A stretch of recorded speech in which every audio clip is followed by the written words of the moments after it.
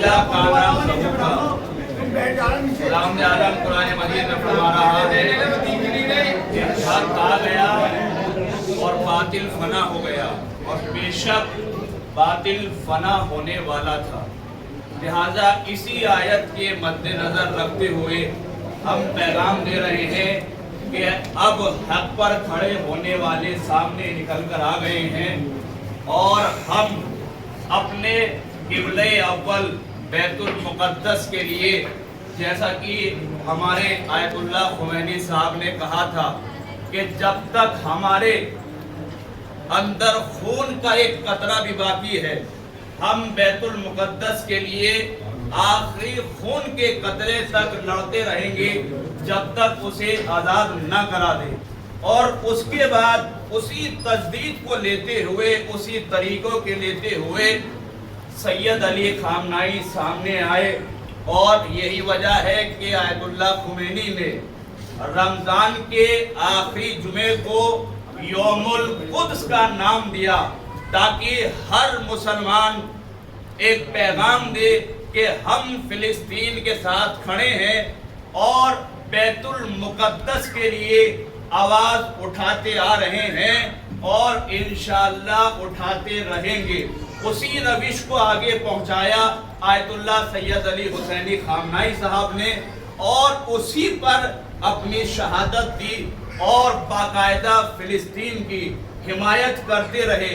और उनकी शहादत के बाद अब मसला आया है तीसरे रहबर का, कि जो उनके बेटे खुद बने हैं सैयद अली मुश्तबा हुसैनी खामनाई साहब। लिहाजा हमें बिल्कुल गौर व फिक्र करनी चाहिए। खुद हिंदुस्तान में बहुत से ऐसे उलमा हैं कि जो उनकी विलायत फ़क़ीह का इनकार कर रहे हैं, लेकिन हम उन्हें भी ये पैगाम देना चाहते हैं कि ये जो बने हैं रहबर, ये किसी विरासत की वजह से नहीं बने, बल्कि बाकायदा इनमें वो सलाहियतें मौजूद थी, और बाकायदा मजलिस खिबरा ने बाकायदा उन्हें मुअय्यन किया है इस ओहदे के लिए।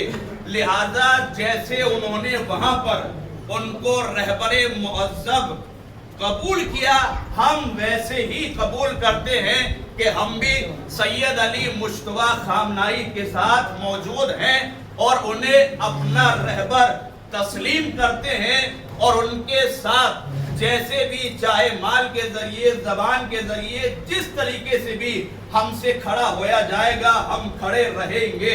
और हम भी इंशाअल्लाह कोशिश करते रहेंगे कि जब तक बैतुल मुक़द्दस आज़ाद न हो जाए, हम भी अपनी हक के लिए आवाज़ उठाते रहेंगे। क्यों? इसलिए ये मुसलमान के लिए इत्तेहाद का मरकज़ है, और जालिम के लिए, खुसूसन इजराइल के लिए मुंह पर तमाचा है। ये जो आप एहतजाज कर रहे हैं, ये जालिमों के मुंह पर तमाचा है। यही वजह है कि सैयदुल मुकावमा, सैयदुल शुहदा, सैयद हसन नसरुल्लाह ने कहा था कि कूलू राफिदीन, कूलू इरहाबीन, कूलू मुजरिमीन, कूलू मा शिअ्तुम, कि तुम हमें राफजी कहो, तुम हमें आतंकवाद कहो, तुम हमें मुजरिम कहो, जो कहना है वो कहो।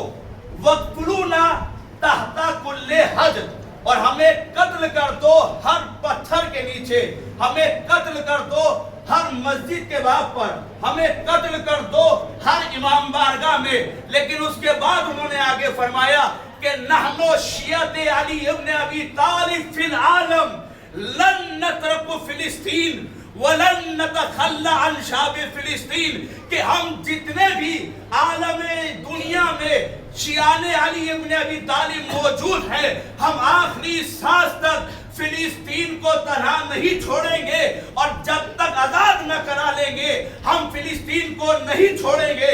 यही वजह है कि उन्होंने इमाम हुसैन के इस कौल को भी सामने रखते हुए आवाज दी कि अला इब्न दाई कद रकज़ा बैना इस्नतैन बैना सिल्लत व जिल्ला, हाय हाथ मिन्ना जिल्ला।